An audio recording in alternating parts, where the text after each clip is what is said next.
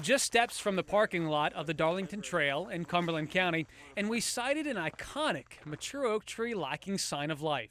It still has some leaves actually up in the crown. It leafed out this spring, and this is its final year. Trees that stood tall for over 100 years on the Kittatinny Ridge in Cumberland County are struggling to survive. This ridge, once a predominant oak stand, is responsible for maintaining one of the most important migration highways in the United States. But today's walk in the woods proved the once mighty oak is falling victim to disease, new plant species, and climate change. When they think about climate change, what they see on the news are raging wildfires, or they see huge floods, or they see sea level rise. But here in Pennsylvania, we're really seeing significant climate change impacts that are manifesting themselves in more subtle, less obvious ways.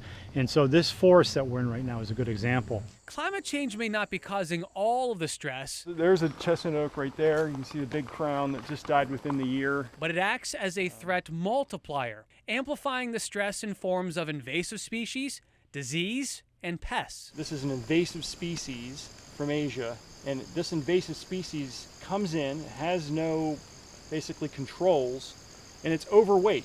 Dying trees allow sunlight to reach the forest floor. The native seedlings begin to sprout but fall victim to fast-growing plants like mile a minute that smothers native trees and shrubs. Plants like these are able to adapt and even thrive in an extreme climate, while many of our native plants and trees can't. One of the keys is diversity.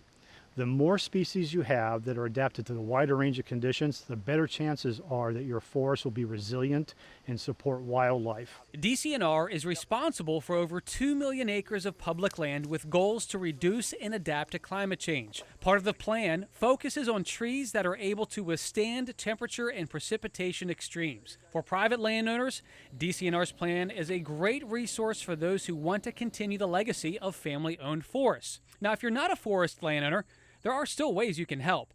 Go to kittatinnyridge.org to learn more.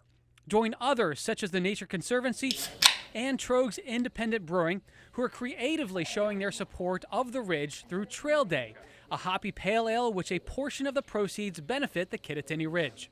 For ABC 27, I'm meteorologist Eric Finkenbinder.